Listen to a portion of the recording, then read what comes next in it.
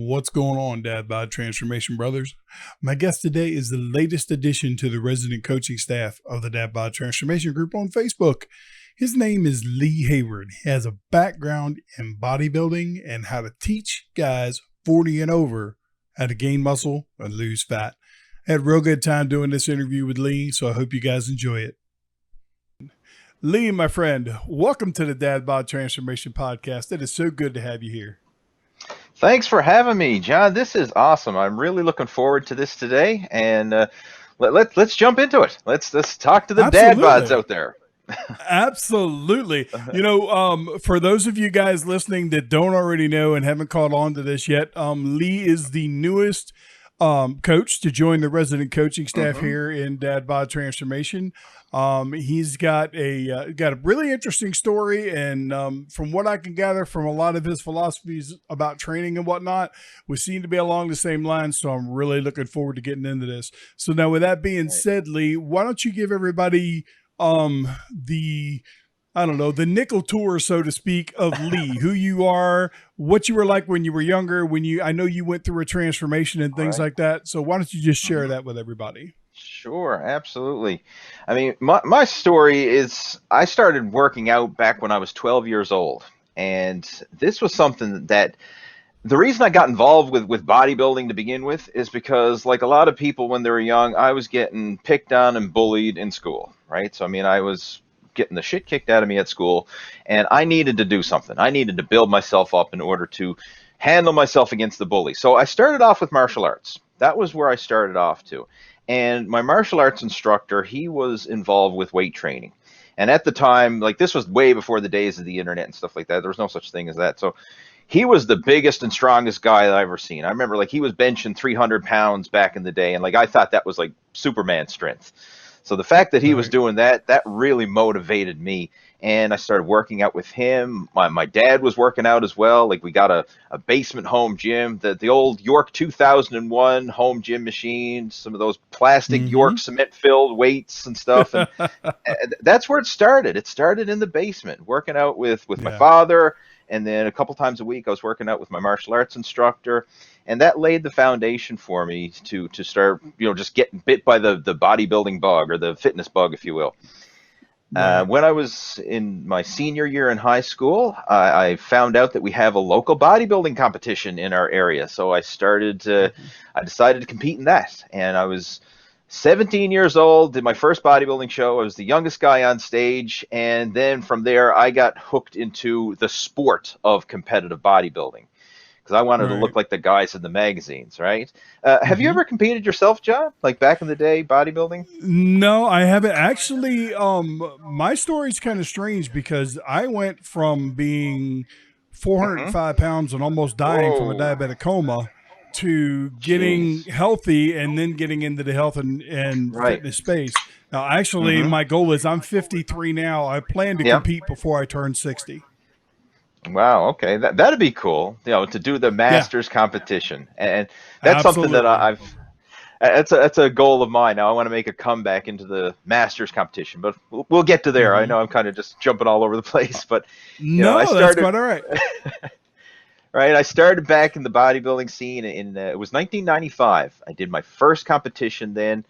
And from then on, pretty much every year, I was competing in our local provincial bodybuilding competition. So where I live in Newfoundland, Canada, it's a small community. We have one competition a year. So every year I was getting ready for our local provincial competition. And my training revolved around the bodybuilding season, if you will, like the pre-contest cutting and then the off-season bulking. And I did that year after year after year. And looking back at it now, it wasn't the smartest way to go about it because in my case, off-season bulking, if you will, was really an excuse to get fat. Not a lot of that weight was lean weight, right? You gain a lot of body fat, right? Right. You know what I mean? Oh, yeah. Yeah. Yes, I do. Yeah. So, but I still did it. And what kept me on track was the fact that every year I was going to diet down for the next competition. So like, even though I got a bit fat in the off season, I'd justify it and say, well, I'm trying to build muscle for the next competition, but I'd always diet down again. So things never really got too out of control because there was always the next competition, the next competition. So I'd always like trim down, get back in shape again, and then balloon up, trim down, get back in shape. So I was going through my own Right. yo-yo diet version for the whole time I was Mm-hmm. competing in bodybuilding. Yeah. And Yep. what really happened for me was in 2011 was the last time I competed, and I was just kind of getting a bit burnt out from the sport at that point. Right, had a few Mm-hmm. injuries over the years, like a few muscle tears, and I just like, I need a break because I've been doing this for so many years, from 1995 till 2011. I said I need a break, so from then on I took a break, and then not like I stopped training, but I didn't have that drive, that push to get ready for a competition. So slowly my Uh-huh. weight started to climb, right? I started to get a little bit fatter, and I'm Right. like, well, that's okay. I'm not competing. And then just started to add up. And in Mm-hmm. 2016, my wife, she gave birth to our son Harvey, and as you know, I mean, you're parents, grandparents, all the, when you Oh have a yeah. young baby at home, like it's not about you anymore. Your priority, like Yep. you get pushed down. You're a second class citizen, Mm-hmm. Absolutely. right? Even more so. Even more. My dad described it to me. He's like, Mm-hmm. look, when you're a young man and you're single, you're number one. When you get married, you move to number two, and your wife's number one. And then when you have Yeah. kids, they move to number one, your wife's number two, and you get the scraps. You get whatever's left over. That's how it was described to me when I was coming up. So I completely get what you're Yeah. saying. Yeah, he hit the nail on the head. I can totally relate to what you're saying there. Yeah, we're Mm-hmm. we're down in the scraps, right? So, I mean, you're not sleeping. I mean, I was just physically and mentally exhausted, right? Like not getting a Right. decent night's sleep, waking up to a crying baby and changing diapers and bottle feeding and all that stuff. So I'd constantly make up excuses as to why I wouldn't be able to stick to my plan, if you will. I'd say like I'm too tired tonight. Heck, let's just order a pizza. We'll get back on track tomorrow. And then Right. of course tomorrow would roll around, and well, you know what? Hey, let's start again on Monday, and then Monday would roll Mm-hmm. around, and it just get pushed back, pushed back. Same with the workouts, right? I'll do it tomorrow. I'll Yep. get back on track on Monday, and all those little decisions. It's not like this big grand decision. It's all these little in the Right. moment decisions, and they just Mm-hmm. started to stack up. And before I knew it, the big like real wake up call is my wife and I we were going to a special event. It was a black tie event, and I don't Mm-hmm. wear a suit and tie very often, right? Like I'm Right. t-shirt and jeans most of the time, stuff like that, right? So I Yeah. said, okay, let's get the suit out of the closet, and I put on my suit. Uh-oh, doesn't button up. Pants. I couldn't button up my pants, and I'm like, oh shit, right? This isn't good. Oh So I had to no. go Right. buy a brand new suit, and then I'm like, man, maybe I did get myself, maybe I'm out of shape here. So I decided, I'm going to take some before pictures and just really get a Mm-hmm. good look at myself. And I was disgusted. I was Yeah. just let myself go. I was 220 pounds, but it wasn't a muscular 220 pounds. It was a soft Right. dad bod, rolls of back fat 220 Mm-hmm. pounds. That's Yep. what scared me when I seen my back picture, like, and I seen those rolls Right. of back fat. I'm like, Mm-hmm. oh man, I got to do something about this. So that was Yeah. my turning point to get back in shape again. Because, like, Mm. say, I came from the bodybuilding background, so intellectually, like, I knew what to do. I knew what diets to Right. follow, what exercises to do. I knew the tactics, but I couldn't get Mm-hmm. myself to do it. And Yeah. can you relate to that? Like, you know what to do, but you just can't do it. Absolutely. Absolutely. Yeah. And see, and we'll talk about this more in depth here in a minute, but Yeah. mindset is crucial to Mm-hmm. it, and that's what winds up happening. You have the knowledge. Yeah. You know what needs to be done. It's just putting yourself in the right frame of mind to where you can do that. So now Mm. let me add before we get too far that I'm sure that you realize this now. When you're a competing bodybuilder and you're doing that for a number of years, that's Yeah. really really hard on your body because you're doing just exactly what you described. You're putting Yeah. on a lot of weight while you're in a quote unquote bulking phase, and a lot of Mm-hmm. that weight is fat. So then you have to turn around and diet down. So it's like constantly back and forth and back and forth. It Oh plays man. absolute havoc with your metabolism.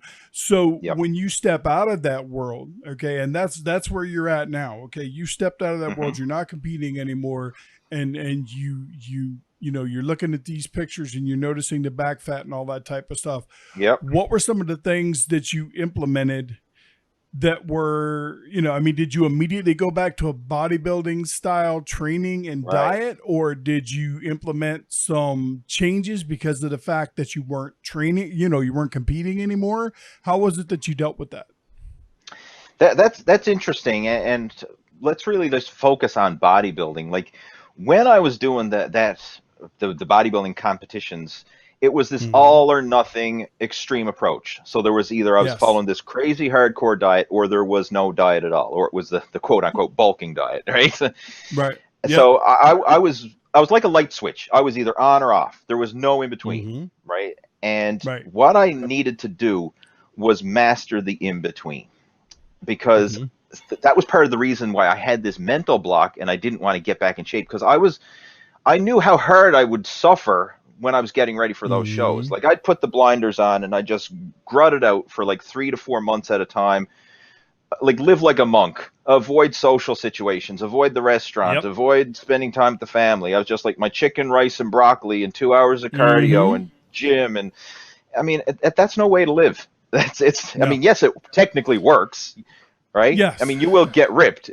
I guarantee if Yeah. you eat chicken and broccoli, do 2 hours of cardio a day, gym 6 days a week, yeah, you're going to lose fat, no doubt about it. But Mm-hmm. you're Yeah. not going to enjoy Yeah. life. But right, and that's the thing, and Yep. that's the great thing about the resources that we have in the Dad Bod Hmm. Transformation Group, because at the end of the day, Right. it's about creating a sustainable life for us, so where not only Right. we can be healthy, but we can be there and enjoy spending time with our family and stuff like that. And what you're talking about is Hmm. exactly spot on, because when you're in that zone, when you're in a zone of trying to prepare for a competition or whatever, it's Hmm. you literally have blinders on. It's extremely Yep. selfish. You're focused on only yourself. When's you what time is your next meal? Did I do Hmm. my cardio this morning? Okay. Yeah. My workouts this afternoon, then I'm going to do cardio Yep. this evening before I go to bed. You It nailed is it. Yep. it's extremely selfish, and Hmm. you're right, it does work. I went from 314 pounds when I started training as a bodybuilder. I went from 314 pounds Yeah. to 239 pounds in less Wow. than a year, and it was Right. strictly by following a cutting diet that entire Hmm. time. And I was friggin' laser focused. I mean, it Right. was an hour cardio when I literally had a treadmill right beside my bed, and I would get up and I'd get Wow. on the treadmill. I'd jack it up as high as it could go, and I'd walk for an hour. Then I'd go to my day job and I'd ride a bicycle to my day job. Then I Okay. worked 10 or Yeah. 12 10 or 12 hours a day at my day job, which was physical. Then when I Hmm. was done with that, I stopped by the gym for 2 hours. After my lifting was over, I did a half hour cardio. Then I went home, went to bed, and did it all over again. And the whole Man. time, I'm carrying around this damn cooler for a lunchbox because I Right. had 7 meals with me. You know what I'm saying? Yeah. I literally had a cooler on wheels so I could hook it to the back of my bike and drag it behind my bike so I didn't have to carry it. I mean, seriously, I took one of Oh. those ones where you see the little wheels, and I went Yep. and I got lawnmower wheels and an axle and put those on the cooler so I could drag it behind me to work. It was Wow. crazy. That Yeah. is crazy. I mean, like I know a lot of people would look at it and like, okay, they're inspired by that. And I mean, yeah, it's a great story just to share it. But again, is Mm-hmm. that a lifestyle? Is that something you want to do for the rest of your life? Right? I mean, yeah, it worked for Yeah. the short term, but is that a lifestyle? And I was Sustainability. sustained. Perfect. I like that. Yeah, I mean, is it Yep. sustainable? And Sustainability is really, key. it's not. And Nope. that's what I found with myself. So when I came back for I guess my over 40, getting like I had this goal in mind because I was approaching the big 40, and I find whenever you hit Mm-hmm. an age with a zero on the end of it, it causes you to reevaluate your life. So here I Right. was 38, I was in the worst shape of my life, fat, I got a young son at home, I'm exhausted. I'm just like, man, I don't want to be a fat, out of shape dad. I don't want my son to grow up and see this, like, think that it's okay to be fat and out of shape and think that it's normal and have the Mm-hmm. typical dad bod. Like, that's what we're part of, the dad bod transformation. I Right. didn't want it, and I'm looking at myself like, I got the dad bod, right? I didn't Mm-hmm. try to get it, but I got it. So I Right. was really thinking, how do I get away from this? And what I decided to do was to take a more moderate approach. Like instead of this all or nothing extreme approach where I'm going to cut for like 3 or 4 months, I was like, instead of being perfect and trying to be like extreme. I just want to be good enough, but good enough consistently. Like Right. my mindset, how I looked at it, is like, what if I could just drop even like a pound a month? Like, if you just lose Mm-hmm. 1 pound of body fat a month, like that's not like you wouldn't have to kill yourself to lose a pound of body fat a month. Like, burn Right. an extra Right. 100 or 200 calories a day, whether that's Yeah. more exercise or just put the fork down and shave a couple Mm-hmm. hundred calories off. Like, you could lose a pound of body fat by some simple measures like that. So that's how I started. I was just like, I'm just going to do a little bit more exercise and eat a little less food. And as Mm-hmm. simple as that was, it started to work. And I was like, okay, I'm kind of building a little bit of momentum, just baby steps, right? Just Mm-hmm. eating healthier food, shaving a few calories here. And like, you know what?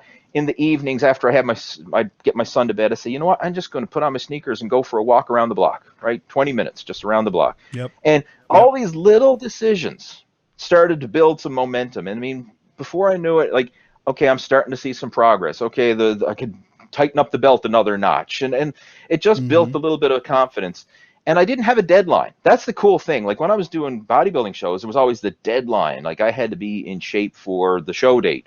Where Right. now I didn't have a deadline. I Mm-hmm. just someday I want to be lean, and I just took this. I'm just going to focus on the habits and not get obsessed Mm-hmm. with the result. And slowly but surely, over the course of 2 years, I lost about 30 pounds of body fat while rebuilding muscle in the process. So I don't know the exact Mm-hmm. numbers, but it was 30 Right. pounds on Right. the scale. But I could tell by the Mm-hmm. composition that I was a lot more muscular afterwards. But and it was a slow, steady process. It wasn't this crash Yeah. diet extreme all or nothing. It was this. I had no deadline, right? And Mm-hmm. it was an enjoyable process. I must say, it was Yeah. actually enjoyable.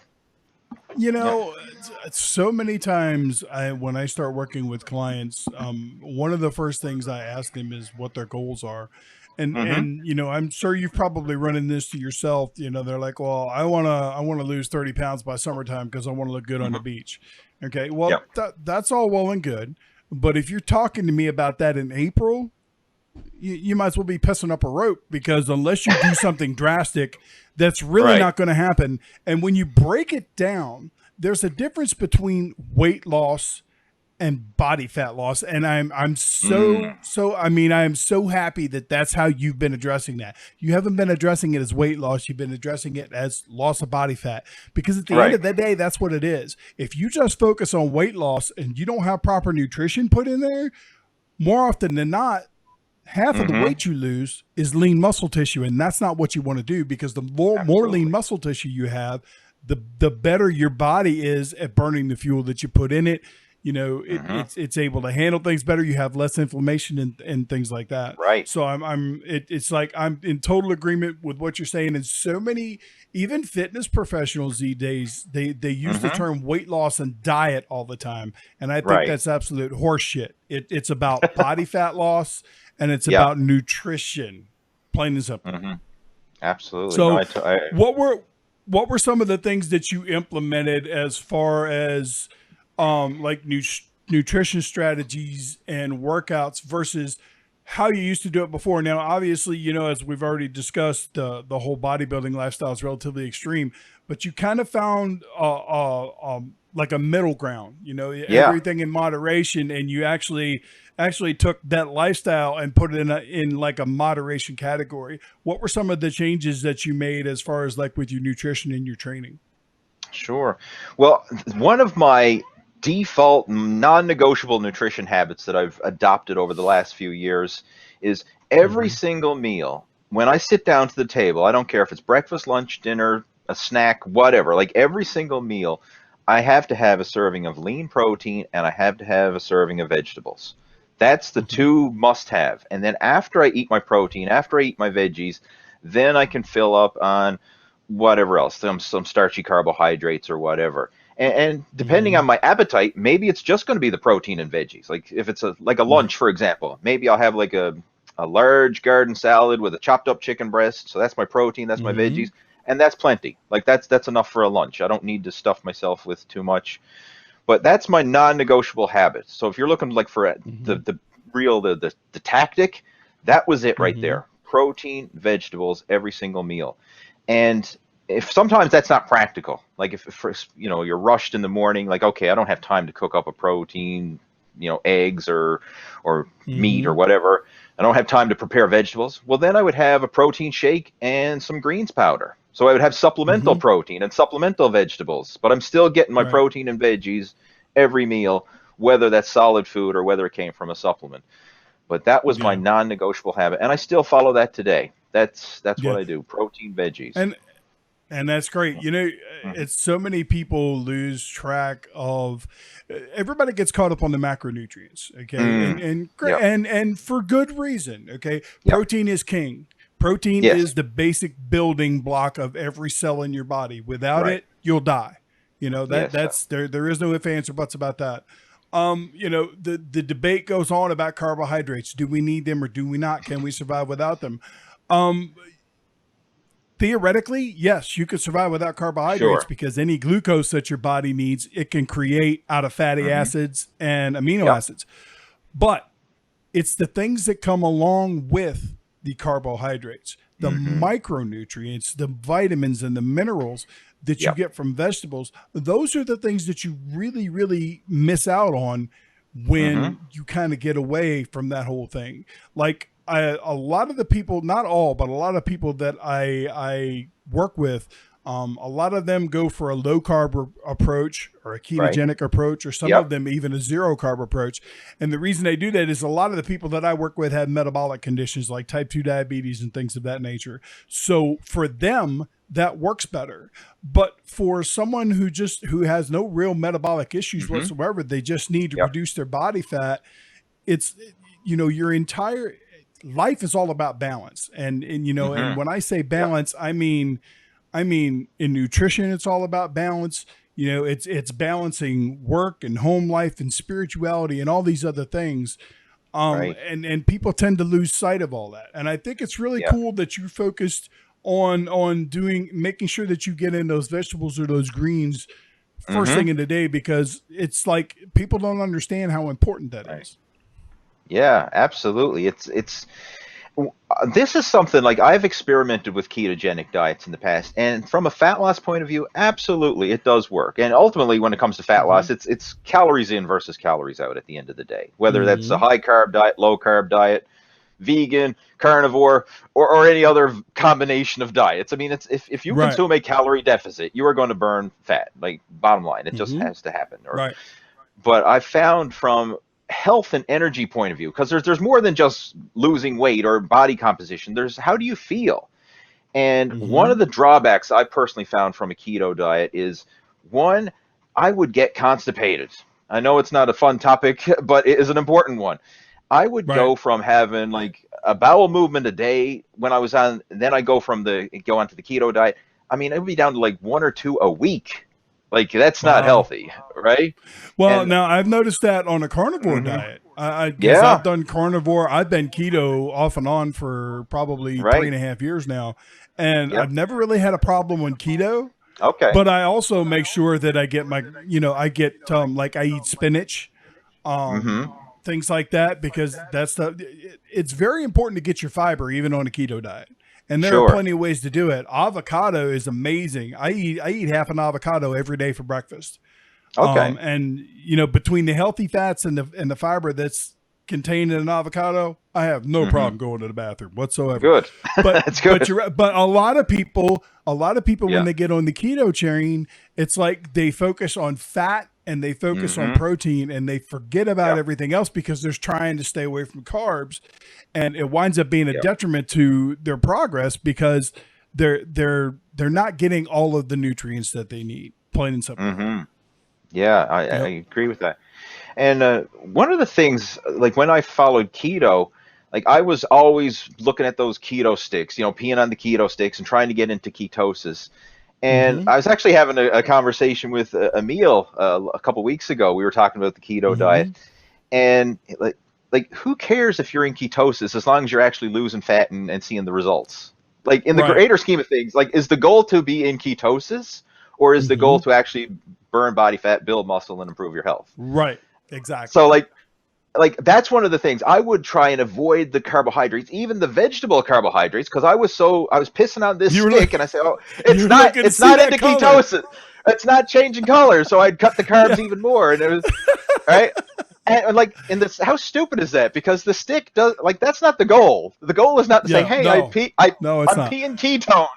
The goal is to lose Here's body the here's fat. the thing. Here's the thing, Lee. Here's the stupid thing about those urine sticks. Okay, Hmm. when you're pissing out ketones, that means that you have more ketones in your body than what you need. If you Right. are in nutritional ketosis, which is typically zero point 0.4 millimolars or over, Hmm. you're not going to get any ketones coming out in your urine because your body's going to be utilizing those ketones. Burning them. Yeah. But now if you get over like 1.2 or 1.4 millimolars, yeah, you're going to start to see that color change on that stick. Well, the only thing that Right. tells you is, okay, my body's making ketones. But guess what? Even if you're not on a ketogenic diet, when you're not eating, when you don't Hmm. have blood sugar, when you don't have sugar floating around your bloodstream, your body makes ketones. It's a natural process that happens every day, whether you're on a Right. keto diet or not. And Yeah. people just don't understand. It's like the whole process of using exogenous ketones. They're a great, Yeah. great energy source, and you don't Hmm. need to be on a ketogenic diet to use them. But people don't understand that. They feel like you have to be. So Mm. there are so many misconceptions There when are. it comes There are. to the ketogenic diet, the carnivore diet, all these other things. All these nutritional protocols have their place, but at the end of the Hmm. day, it goes right back to what you and I were talking about a few minutes ago, and that is what is sustainable for you? What Yep. can you do that's going to allow you to burn body fat, and it's going to be Hmm. something that you can sustain as a lifestyle, not just Right. a diet. A diet is something that you start and you stop.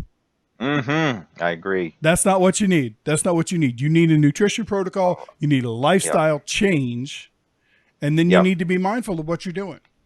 Hmm. That's so true, and I like how you said that it's not a start and a stop, or all these rules. Like that's one of the things Mm-hmm. I've totally. I don't have any dietary rules of like what I can and can't eat, or when I can and can't eat, or any of them. Right. Like I'm just making better habits more often, and then if I do Mm-hmm. get off track, like okay, Father's Day, we just celebrated Father's Day not too long ago, so we had a family barbecue. And of course, Right. we had hot dogs and hamburgers and the typical barbecue type stuff. I ate it, I Right. enjoyed it, I loved it. And then guess what? Mm-hmm. After that meal was over, back on track again for my next meal. Like I didn't beat Yep. myself up over it or make a big deal. Oh, this was outside my eating window or this was outside my macro count. And I'm like, no, I don't care about that. It's just like I'm making better food choices more often. And then when I do screw up, I allow myself to have some flexibility, enjoy the meal, and then just get back on track for the very next meal.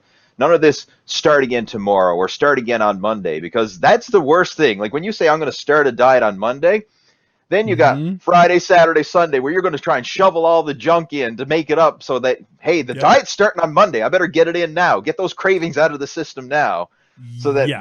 Yeah. when Monday rolls around, I'm good. And like you do more damage that way. Just start for your very next Mm-hmm. meal. Very next meal. Get Absolutely. back on track. That's it. So Absolutely. it's not, yep. But I mean, that was it. Like I didn't make these crazy changes. Like a lot of people wondering, what's the tactic? What's your macros?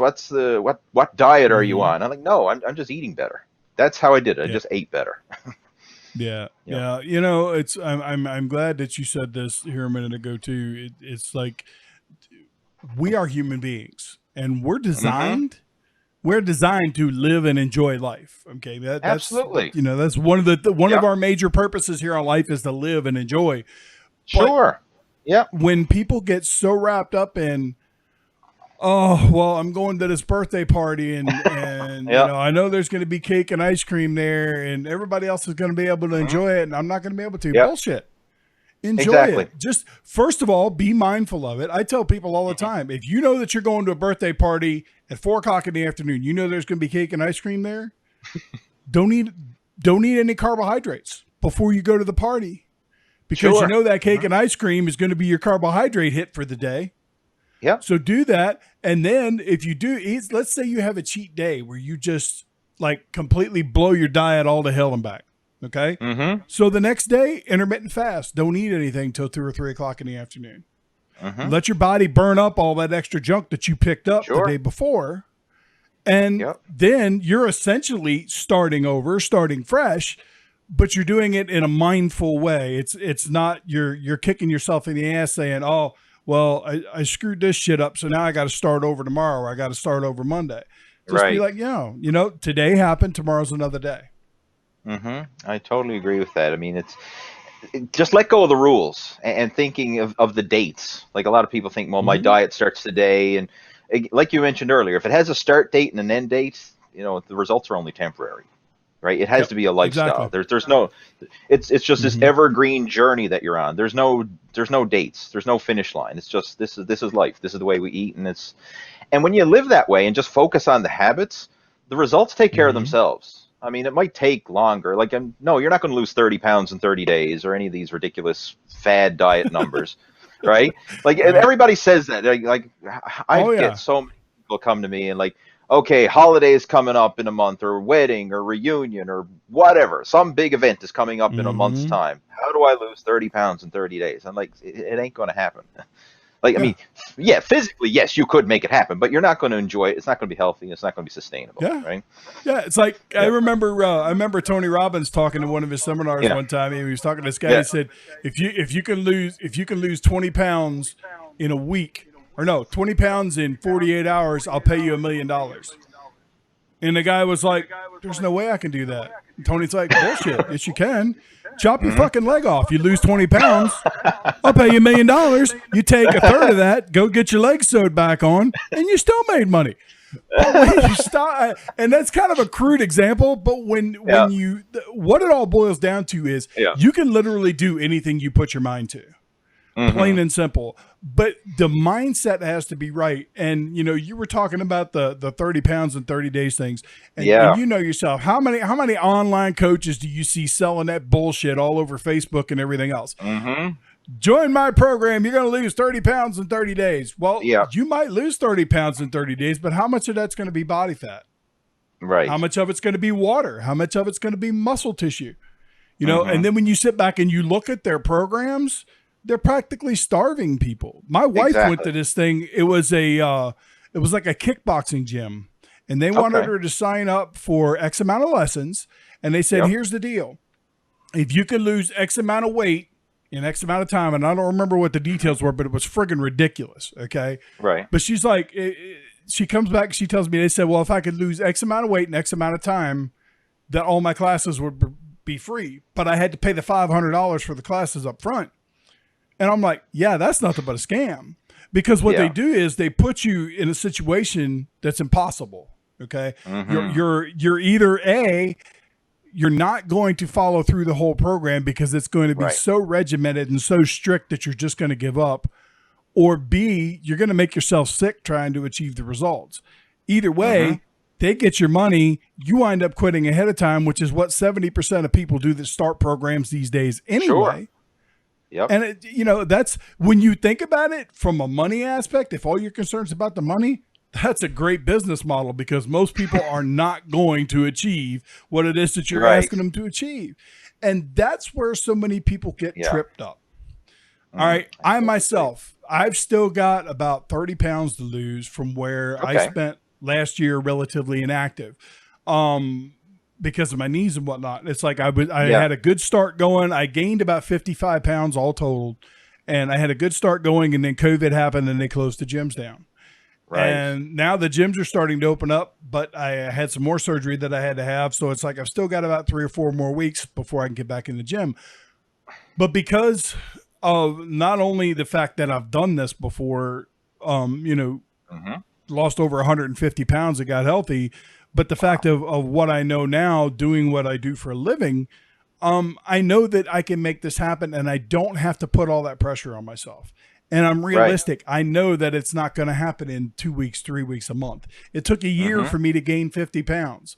What in the hell is going to make me think that I can lose 30 pounds in 30 days? Yeah. Healthily, being Hmm. healthy and doing it. It's just not conceivable. Absolutely. I like that how you're putting you're not putting a deadline on it. Like, stop No. putting these unrealistic deadlines. Like, a lot of people, I don't know where the deadlines come from, because like people may have been overweight and out of shape for decades in some cases. Mm-hmm. Yeah, and then all of a sudden, Mm-hmm. once they start that diet, they wrap their mind around, okay, I'm on a diet. Now they have to lose it as fast as humanly possible. Like, what's the rush? You're fat for the past 10 years. What's another year? and just Exactly. making slow progress over that year, right? Exactly. It all Yeah, comes from the marketing it industry. does absolutely. The marketing industry is huge. And, it's like Hmm. the diet industry is surrounded by the marketing industry. That's Yep. what fuels it all. And, Hmm. it's just like anything else. We live in a society today where everybody wants what they want and they want it now. Hmm. But you have to understand how the body works. Okay. Yep. They say to lose a pound of fat is 3,500 calories. Okay. They say a Right. healthy weight loss is 1 pound a week. So that's Hmm. 3,500 calories a week. You subtract that by 7, or you divide it by 7, and it's 500 Yep. calories a day. It's not fucking rocket science. You know what I Hmm. mean? It's just Yeah, not. that's right. Yep. But people make it so damn complicated. And it's not so much the people that are trying to lose weight, it's the diet industry, and sadly some of the coaching industry Hmm. as well, that put Sure. all these Yep. constraints on you can do this in this amount of time. It's like you've got things like P90X and insanity. Insanity is called Yeah. insanity for a reason. You got to be fucking nuts to do that shit. In my opinion, unless you're like a marathon runner, or something like that, you got to be Hmm. insane to do that shit. It's nuts. Yeah, that's Somebody right. like me, I'm 6'3", 280 pounds. I am not going to be doing that shit. You can forget it. It's just not going to happen. It's not Exactly. feasible for me. It's not Hmm. feasible for my body type, and it's Yep. damn sure not sustainable by any stretch of the imagination. For sure. Oh, that is so true. And another thing you see in the coaching industry is all these 90-day challenges, or the 12-week transformations. Mm-hmm. Like, now, Mm-hmm. there's nothing inherently wrong with making progress over the course of 90 days or 12 weeks, but they No. put these unrealistic expectations where, okay, you have to achieve this dramatic transformation in 12 weeks. Mm-hmm. And I don't like that putting those timelines on people, because again it creates this all or nothing mentality where you're going to the extremes, Mm-hmm. and then that creates this backlash where, I mean, if you deprive yourself, let's just say, John, you're going to go on a 12-week challenge, right, and you're going to lose as much as you can and deprive yourself as much as you can over the Mm-hmm. next 12 weeks, you will create so much cravings and imbalances, and by the end of that 12 weeks, like, you are just going to be craving and not even thinking straight. Like, I can remember back when I was competing in bodybuilding, in the final weeks leading up to a show, I was so obsessed. Like, Yeah. I'd have to run through the grocery store and just like kind of put on the Mm-hmm. blinders, just grab my food and run out the door as fast as I could. But I would lie Mm-hmm. awake in bed at night just dreaming of all the junk food I was going to binge on as soon as that show was over. Like, I would Yeah. plan out my post contest binge meal, like, and that was a big decision. Oh, where are we going to go to eat after the contest is over, and then where am I going to go Right. for breakfast the next morning, and I would like Mm-hmm. plan it. And I'd see guys, and I would even do this myself, like stock, like the week before the competition, start stocking up the cupboards with the chips and the chocolate bars, and like, Right. Yeah. it's just insane. It's insane. And whereas now, the way I try and approach it myself, and the way I encourage coaching students, is I don't Mm-hmm. have any limitations. Like, I never tell anybody they can't eat something, because if I say you Right. can't have it, that makes you want it even more. Like, if I Mm-hmm. said you can't have Absolutely. pizza, you can never have pizza for the next 12 weeks, then Mm-hmm. all of a sudden you're like, shit, I want pizza, and you start Mm-hmm. obsessing over it. Whereas if I don't Yep. even mention it, you don't. It's not a big deal. And I mean, Exactly. that's We are. it's. Yep. Hmm. You understand, We are a people that, yes, we are a people that if we think that we can't have something, we're not okay with that. right? We're not okay with that. We are designed by nature Yep. to always want and gain more, and Hmm. when you are in that instance where it's like, oh, I can't have this, oh, I can't have that, and you don't focus. I like to tell people, focus on what you can have. It's like people Exactly. that are interested in starting a ketogenic diet, for example. Right. Um, I look at them and I say, hey, how many other nutrition protocols can you go on where you can eat a fucking cheeseburger? Not many. Not many. Right. Granted, you might have to take the bun off of it and wrap it in lettuce, Yep. but you can eat a cheeseburger every day and lose body fat and be healthy doing it. And it's all about, and this is what I wanted to get into next, was it's all Yep. about the mindset. Your It is. mindset about the food that you're putting in your body, your mindset about the work that you put in the gym, all of that stuff is crucial to your success and sustainability. And so many Mm-hmm. people that don't utilize working with a coach or some sort of fitness professional, Mm-hmm. they don't really have the tools. There are some that Sure. do. There's some that just have Yep. it inherently, but most people don't have the tools to create that kind of mindset. Now, Yep. with people that you work with, what are some of the things, what are some of the tips that you give them to help improve their mindset when it comes to nutrition and working out and such? This is the biggest aspect of coaching. Like, in fact, like whenever somebody is interested in coaching, like the first thing I tell them is you're not looking for another diet plan or another workout program. I mean, I can go on Google, I can go on bodybuilding.com, I can go on YouTube, and there's thousands upon thousands of workouts. There's thousands upon thousands of diet plans. There's calorie and macro calculators coming out the yin yang. Like, you don't need Yep. more tactics and more numbers. Like, everyone says, well, what macros split should I follow? How many calories should I have? How many this and that? And what's the best workout? What's like, none of that really matters. It's all up here. It's how do you take that Mm-hmm. stuff? Like, everyone knows, okay, ultimately for fat loss, I got to exercise more and eat less. Just Yeah. some combination of that. I mean, like, there's a lot of different Right. ways of going about it, but I got to exercise more and I got to eat less.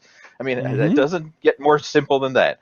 But Right. we overcomplicate it. So, I mean, when I'm coaching people, I'm almost like a therapist, trying to help Yeah. them get through their family situation. Like, Absolutely. how to deal with certain things. And sometimes it's just giving them permission to, hey, enjoy your family dinner this Sunday and then get back on track for your next meal. Like, it's sometimes it's Mm-hmm. simple as that. And it's Yep. another thing that I find. I just had a coaching student recently. He was come on board with me a couple months ago, and over the course of 2 months, he lost about 8 pounds. And he was so Mm-hmm. frustrated and pissed off with himself because he only lost 8 pounds. And he says, "Oh, I'm not consistent. I haven't been following the plan perfectly. You know, I think I'm going to quit." And I'm like, "Do you realize, like, you just lost 8 pounds? Like, that's a heck of a lot better than gaining 8 pounds. It's even better than Absolutely. maintaining your weight. Like, why are you looking at your progress and you're actually upset the fact that you've made progress? Like, slow progress is still Mm-hmm. progress. What if you did Yes, that, exactly. next month and then the month after that and the month after that? Like, Mm-hmm. over the course of a year, you would hit your fat loss goal and you would be able to enjoy it. And the cool thing is, you don't have to be perfect. You don't have Nope. to be this all or nothing extreme. It's okay to be good enough, but good enough consistently. Like, Yeah. half-assed is better than nothing, right? Like, that's Half anything ass is is better better than than no ass. half-assed, better no ass. There you go. But I mean, Half ass is that's the better than biggest no thing. ass. Absolutely. Yep. That's the biggest thing. It's coaching people on the mindset, and that's what Yeah. it ultimately comes down to. That it's not about the numbers, like, oh, what's the best macro split and this and that, and because Mm-hmm. there's so many ways you can go about achieving a calorie deficit, right? Like, and it Right. really depends on your personal preferences, right? Yeah. But Yeah. it's It the is. mindset. You know, That's the big thing. it is. And it's like I was on a consultation call last night with one of my clients, and Mm-hmm. he has really struggled over the last couple months that we've been working, and he knows that he's got some mindset issues within himself that he Yeah. needs to deal with, and a lot of those have to do with self-belief, believing that he can Yeah. do it, because his entire life he's tried to lose weight and do all these different things, and he's never been successful. So he's Mm-hmm. basically built a fortress around him of Mm. lack of self-belief. Okay. Right. And we were talking last night, and I knew that we had to. I reached out and scheduled the consult with him, because like 2 days earlier I got a text in the middle of the night, and he's like, "Dude, I just can't do this anymore." So we Mm. talked last night, Yep. and I'm like, "Look, here's the thing." I said, What do you think the issues are behind what it is that's going?" He's like, Right. I can make it like 2 or 3 days where I'm on point. I have all my food. I Mm-hmm. don't say fuck it and go to Arby's or something like that. Right. He said, but it's like I just can't seem to get past that hump. So what you need to do is stop focusing on, oh, I need to make it past that 3 day mark. Every day you need to get up and you need to look in the mirror and you need to say, I just need to make it through today. There you You do go. that for Yep. 30 days, and at the end of 30 days, guess what? You're over the hump. You know what I'm saying? Mm-hmm. He's trying to transition into a ketogenic protocol, and Yeah. he lives a very hectic life. So a lot of his life has been spent eating fast food. So Mm-hmm. it's like, you know, I'm like, just focus on today. Just Yep. focus on today. And this is something else that I think is really important because of what you said. We as coaches, especially any coach that's worth their salt, Mm-hmm. spends a lot of time working with their clients on, you know, getting to know them and getting to know their mindset and why it is that they Yep. make the decisions they make and things like Exactly. that, finding out what their limiting beliefs are and things of that nature. Um, Right. I actually wind up becoming friends with a lot of my clients because of the fact Mm-hmm. that I'm in constant communication with them. You know, I had one client, he was like, he texted me one afternoon. He's like, holy shit, they're having a retirement party for my friend. And there is like ice cream cake and shit here. He says, what do I do? And I was like, run, dummy, run. Well, he texted me back like 10 minutes later. He said, too late. I had 2 pieces of cake. I'm like, you know what? That's fine. You had 2 pieces of cake. So don't eat any carbs for the rest of the day because you just shot your wad when it comes to carbohydrates. You know, try Yeah. to eat healthy the rest of the Yeah. evening and get on track tomorrow.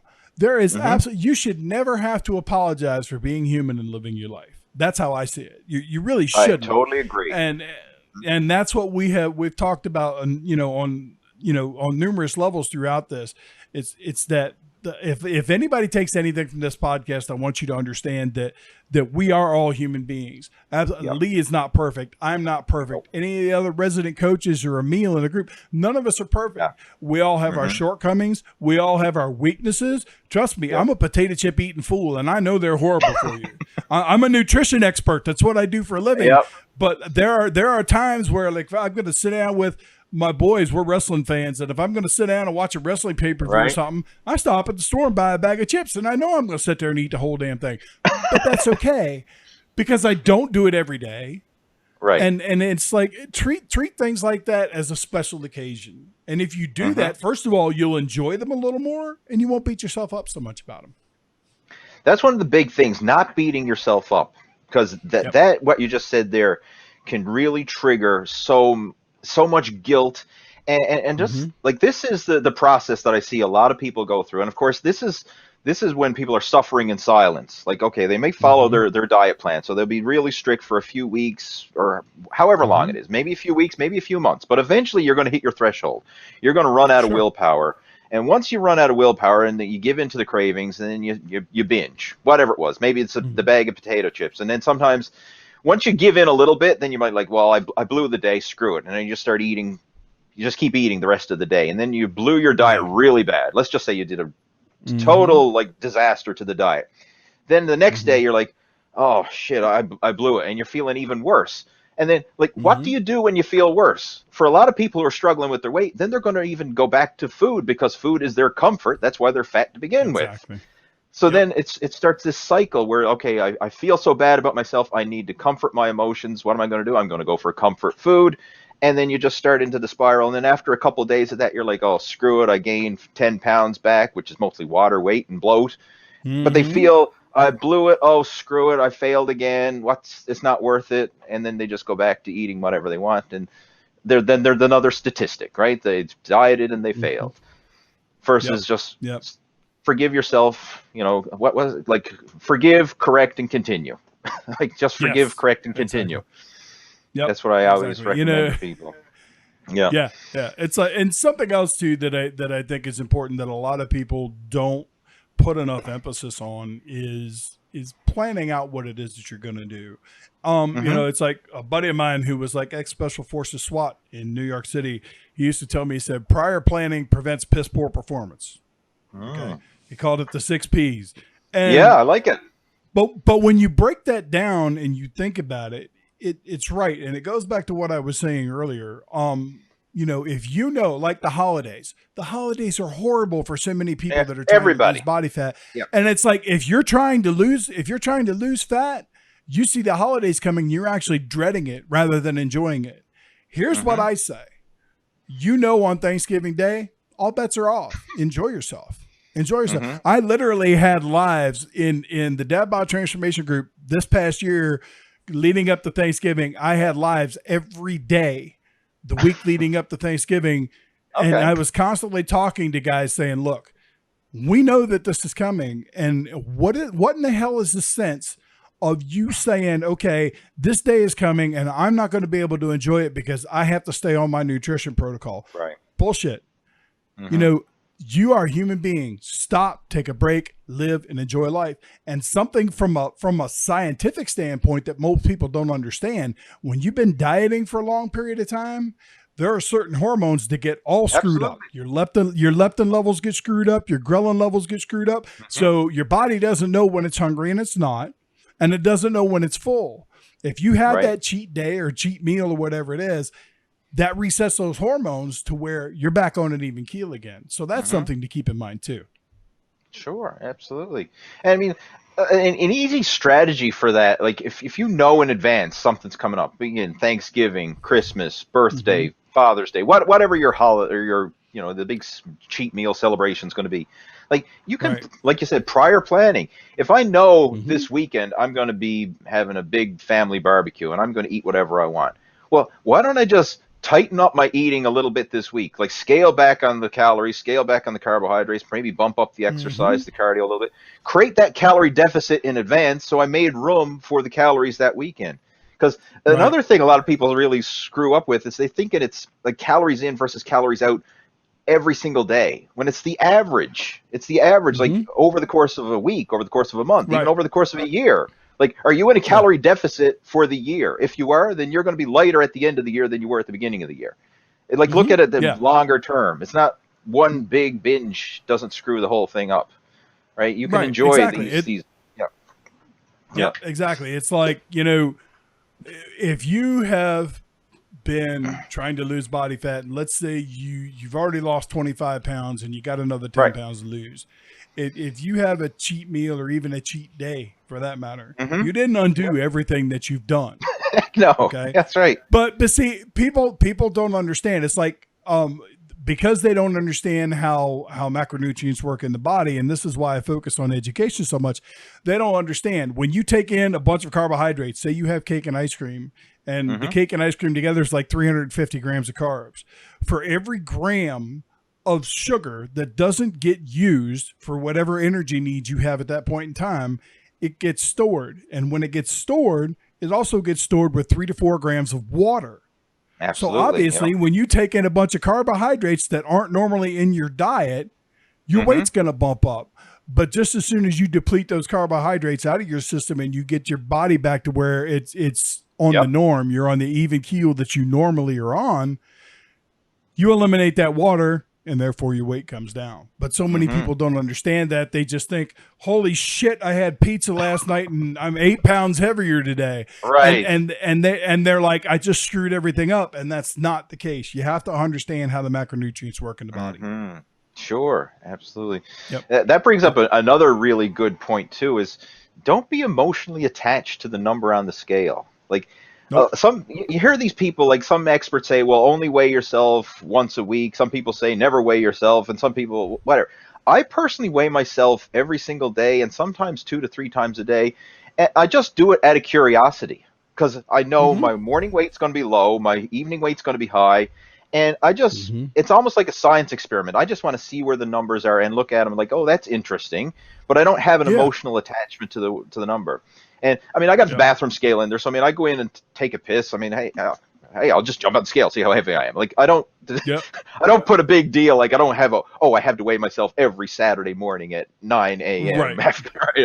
I just jump on the scale frequently, and I look at the numbers, and it just, oh, that's interesting. I'm up a little bit, or I'm down a little bit, and it's always fluctuating up and down, always.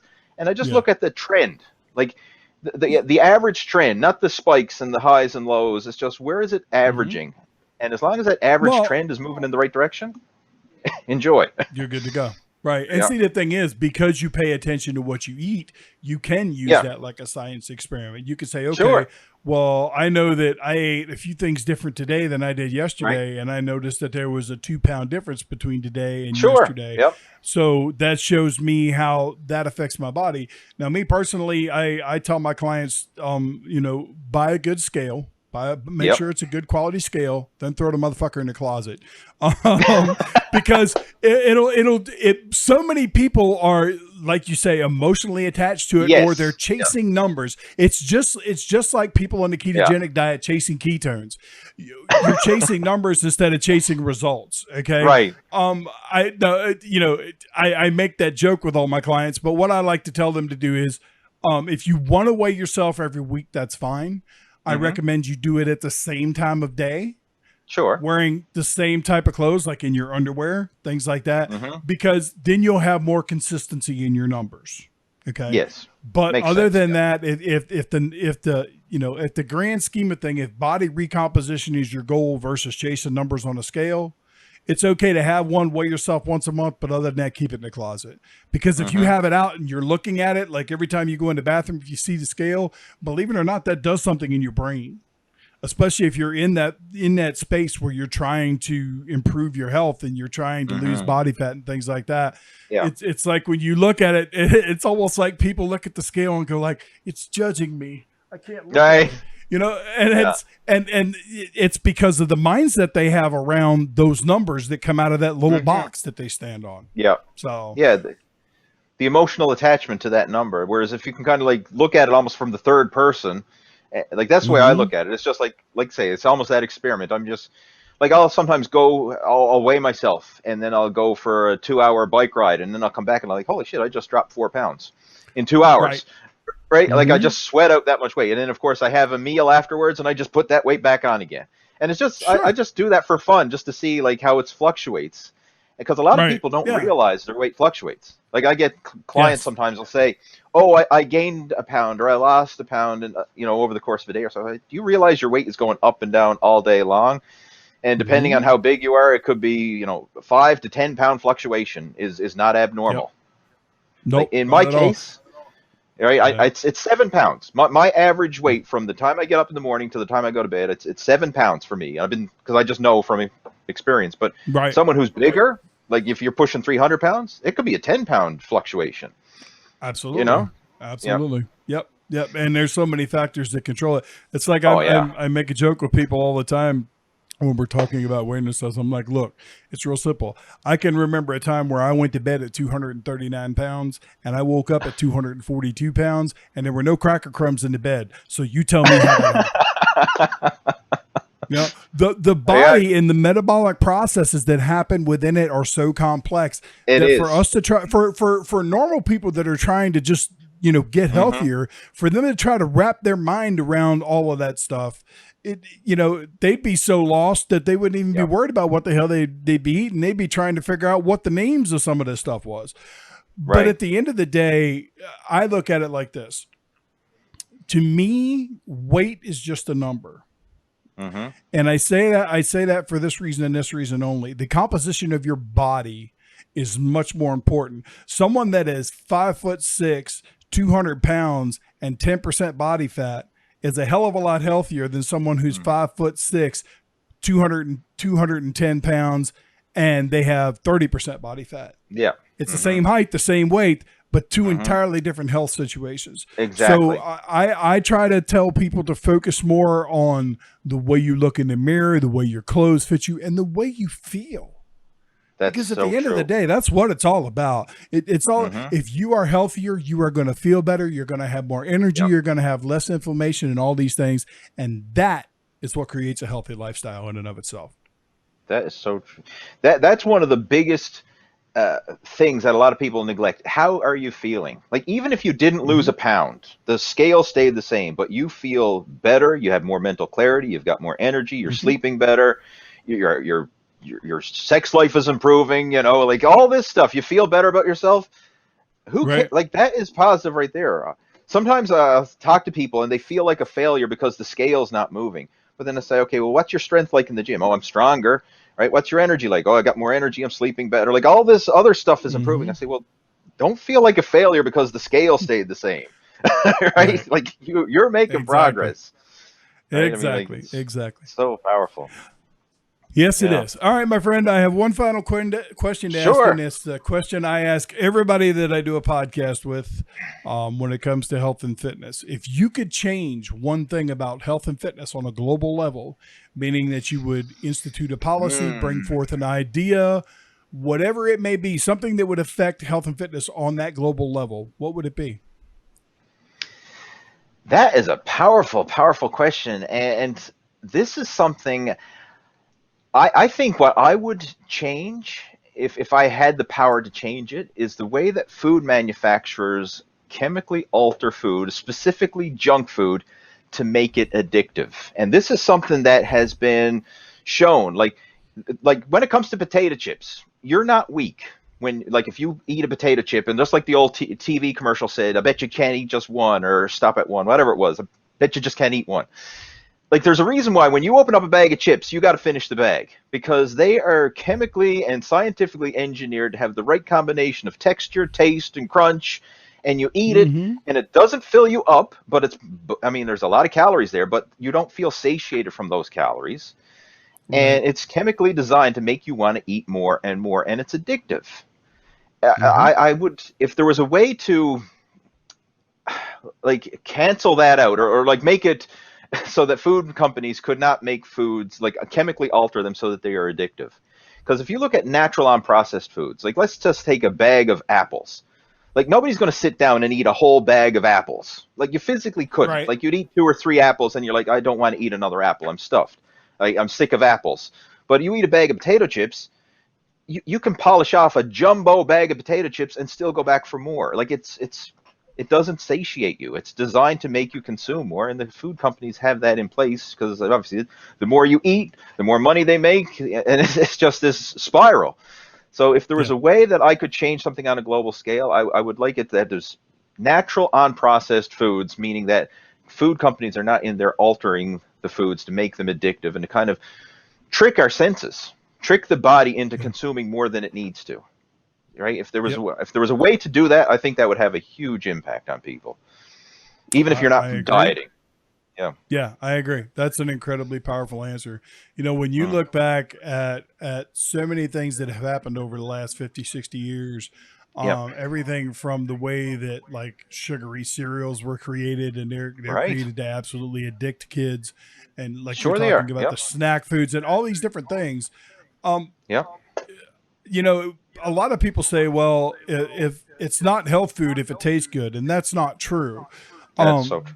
But people have that mentality because the food industry has been doing that for so long, and you're spot on. If you could affect something like that to where it became a worldwide policy that all these different food companies had to follow, Hmm. where they couldn't do these different things, couldn't run these different processes and whatnot, then it Yep. would it would be a hugely powerful thing for global health and fitness. And Yeah. I got to applaud you. That was a really powerful answer. All right, my Well, friend. thank you. Well, before I let you go, Yeah. outside of the Dad Bod Transformation Group, where can people find you if they want to connect with you? The best place to connect with me is on Facebook. That's where I'm most active. Just search for Lee Hayward. Lee Hayward's Total Fitness Bodybuilding is my Facebook page. I also have Okay. a YouTube channel, Lee Hayward's Total Fitness Bodybuilding. The YouTube channel, like there's a lot of videos there. There's a lot of content. I actually have over 1,000 videos on YouTube. Started it back in Wow. 2006. But Mm-hmm. due to the algorithms and stuff with YouTube, it's not getting as much traction anymore as it used to back in the day. And of course, there's more and more competition in the YouTube industry. But where I like and where I kind of feel at home is Facebook. And the reason why I like Facebook so much is because of the community and the fact that you can actually talk to people, whereas YouTube is, Mm-hmm. yeah, you can watch the video, but you can't actually communicate, right? Whereas Facebook, Right. you can comment and Messenger and all this. So if you want to get in touch with me, Facebook's the way to go. Just search for me on Facebook, and I'm on there every day.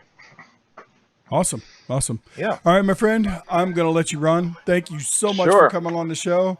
I'm sure all the brothers in the Dad Bod Transformation Group are really going to get a good feel for who you are as a person and as a coach. Thank you. And I think that you are a welcome addition to the coaching staff, and I think you're going to do great things within the group for sure. Thank you, John. I appreciate it, and I enjoyed our conversation today. It was a lot of fun, and we're going to do some good things here in the Dad Bod Transformation Group. This is unlike any other Facebook group community that I've ever seen. Like Yeah. it's truly like I don't say that lightly. Like I've been online since the early days of the fitness industry, and I mean I have never seen Mm-hmm. a supportive group of like-minded guys that is so narrowly focused. Like there's other groups Yeah. out there that are kind of like generic for all types of fitness or all types of weight loss, but to have a Right. specific group for basically, men who are family men who are struggling with their weight, stuff that we have went through ourselves, like, and to be able to Mm-hmm. share that kind of stuff. People who understand that, when you got the wife and the kids, like your priorities get pushed down, and we're in here to kind of like let's build each other back up and realize, hey, you got to take care of yourself so that you can be the man to support your family, right? You don't want Right. to be out of shape because I mean, if you let yourself go, then you're letting your family down, right? You're being a Yeah. burden to the family, and we've all seen that. Like we've seen family men, pass away way before their time, or suffer the health consequences of diabetes and heart attack and stroke and whatever because they Mm-hmm. neglected their health and fitness. Like Yep. that's what we're trying to avoid here. We're trying to create strong dads who are then going to create strong families and then create a strong world. That's what we're all Yep. about here. Absolutely. Awesome. All right, brother, sit tight for a second. I'm going to wrap this up and then I'll come back and we'll have some parting words. Sure. All right, guys.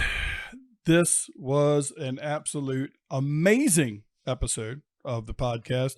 As I said when I was talking to Lee just a minute ago, I think he's going to be a great addition to the coaching staff here in the Dad Bod Transformation Group. I really like his outlook and his way to go about doing things. He's a man who has proven over time that he knows what he's talking about. So by all means, if you guys are looking for a coach, reach out to him just as well as you do any of the other resident coaches here in the Dad Bod group. And we're all here to help you. So keep that in mind. I hope you got a lot of value out of this. I'm sure you did. If you did, do me a favor, like it, share it with a friend, subscribe to the channel, and hit the bell. That way you get notified when new episodes of the podcast drop. And until I see you again, you guys know my motto: playtime's over. It's time to go to work.